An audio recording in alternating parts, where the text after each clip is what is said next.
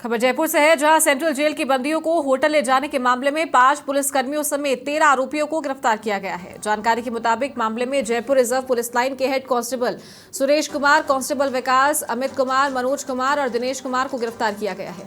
साथ ही 4 कैदी रफीक, भंवर, अंकित, बंसल और करण को भी गिरफ्तार किया गया है। पुलिस ने कैदी रफीक की पत्नी हीना, मददगार राहुल, रमजान और अंकित बंसल के भाई आकाश बंसल को भी हिरासत में ले लिया।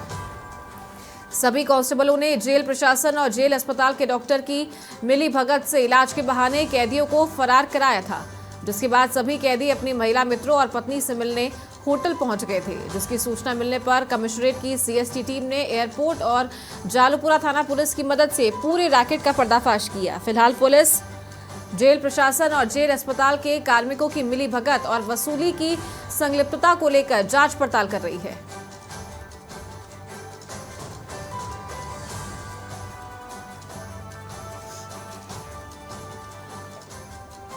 और ज्यादा जानकारी के साथ सहयोगी यादवेंद्र शर्मा लगातार फोन लाइन पर बने हुए हैं। यादवेंद्र, सेंट्रल जेल की बंदियों को होटल ले जाने के मामले में क्या कुछ अपडेट आया है? 5 पुलिसकर्मियों को और साथ ही 13 आरोपियों को गिरफ्तार किया है।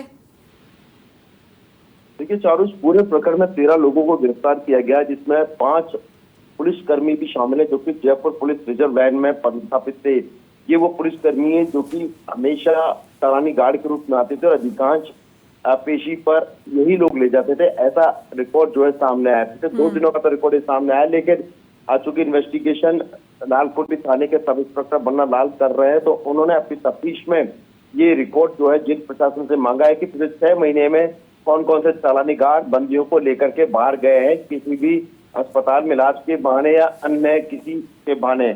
ये वो पुलिसकर्मी है जो लगातार मोटा पैसा वसूल करके इन बंदियों को जो है, कैदियों को जो है इनके परिजनों से मिलाते थे, इनकी गर्लफ्रेंडों से मिलाते थे। हालांकि जो जांच पड़ताल और अनुसंधान हुआ उसमें बात सामने आई है कि ये हार्डकोर बदमाश हैं, जिसमें एक मुलजिम हत्या का आरोपी है, दूसरा दुष्कर्म का और एक अन्य शख्स जो है वो धोखाधड़ी के मामले में जो है जेल में बंद थे। और चूंकि अपनी पत्नियों से मिलने के लिए होटल पहुंच चुके थे।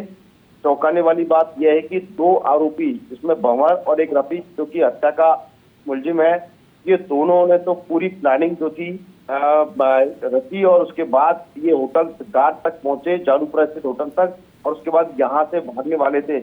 ये तो समय रहते सीएसटी टीम को इनपुट मिला और लोकल थाना पुलिस की मदद से, यानी जालूपुरा थाना पुलिस की मदद से इन दोनों को पकड़ लिया गया समय रहते। साथ में इसकी पत्नी को भी पकड़ा गया, क्योंकि इनकी पूरी भूमिका रही थी जो संलिप्तता जिनकी थी पुलिसकर्मियों की, जिसमें अमित कुमार है। अमित कुमार के अलावा हेड कांस्टेबल सुरेश कुमार है, मनोज कुमार, दिनेश कुमार, एक विकास गोदारा।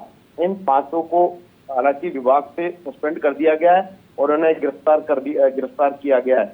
इसके अलावा 4 कैदियों जिन्होंने भागने की कोशिश की, तो षड्यंत्र में शामिल थे, जिन्होंने योजना बनाई थी, रफीक को बकरी, अंकित, करण और भंवर को भी गिरफ्तार किया गया है। रफीक की पत्नी हीना को एनडीपीएस एक्ट के तहत गिरफ्तार किया गया, लेकिन भगाने में पूरी और मददगार करने में इनकी भूमिका रही थी। इसके अलावा राहुल, रमजान, आकाश बंसल जो कि अंकित बंसल का भाई है, इसको भी गिरफ्तार किया गया है।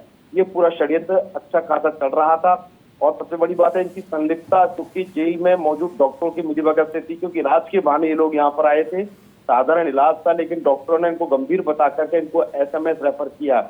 और देखिए एसएमएस आने के बाद इन पुलिस कर्मियों ने बाकायदा खुद इन बदमाशों को होटल तक पहुंचाने में, कैदियों को पहुंचाने में कैब बुक कराई थी और उसके बाद बड़ी आसानी से पेमेंट भी इन्होंने किया। आप अंदाजा लगाइए उसके बाद किस तरह का पूरा षड्यंत्र था। और जब होटल पहुंचे, लेकिन वहां पर क्योंकि पुलिस को इनपुट मिल चुका था और पुलिस ने इनको रंगे हाथों होटलों से दबोचा है, इनसे होटल से आईडी भी बरामद की है।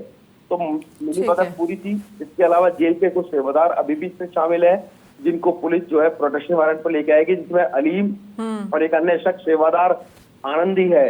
आनंदी चूंकि सजा याफ्ता कैदी है, बंदी है, और उसका डायरेक्ट कांटेक्ट जो है जेल प्रशासन के कार्मिकों के साथ है।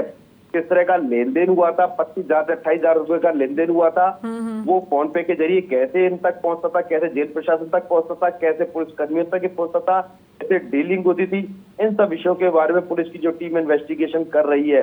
उम्मीद कर रहे हैं कि जब प्रोटेक्शन वारंट पर आनंदी और अलीम को लाया जाएगा, उस वक्त पूरी चीजों का खुलासा होगा।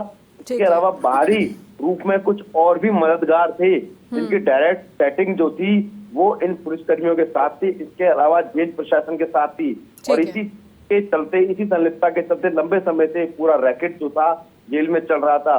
कितनी बार किन किन लोगों को, किन किन बंदियों को ये उनके परिजनों से इस तरीके से चोरी छिपे बुला चुके हैं, इसके बारे में पुलिस जांच पड़ताल कर रही है। इसके अलावा डॉक्टरों की कितनी भूमिका थी और इन डॉक्टरों तक पैसा पहुंचता था, तो ये आनंदी जो बीच की कड़ी था वो किस तरीके से पेमेंट को पहुंचाता था, अकाउंटों में पैसे पहुंचाता था या फिर कैश पैसा निकाल करके देखता था, इसके बारे में भी जो है इन्वेस्टिगेशन चल रही है। हालांकि इस पूरे प्रकरण को लेकर के जेल प्रशासन लगातार सवालों के घेरे में रहा है। खुद जेल प्रशासन की सुरक्षा व्यवस्था भी सवालों के घेरे में रही है। लेकिन जिस तरीके से पूरा गठजोड़ था पुलिस कर्मियों का, डॉक्टरों का, बंदियों का, जेल प्रशासन का, कार्मिकों का, आरएसी का, चालानी गार्डों का, तो आप अंदाजा लगाइए किस तरह का पूरा बड़ा नेटवर्क था जो कि इस पूरे खेल को, जो कि काला खेल था, इस पूरी करतूत को ये अंजाम दे रहे थे। आप ये भी अंदाजा लगाइए कि एक मर्डर का मुलजिम जो कि भागने की उसकी पूरी प्लानिंग थी, दुष्कर्म का मुलजिम भंवर उसकी भी भागने की प्लानिंग थी, और ये इनका टारगेट क्या था, भाग करके किस कारनामे को अंजाम देने वाले थे, इसके बारे में भी पुलिस पूरी इन्वेस्टिगेशन चल रही है। लेकिन ठीक है अरविंद, बहुत शुक्रिया आपका ये जानकारी देने के लिए।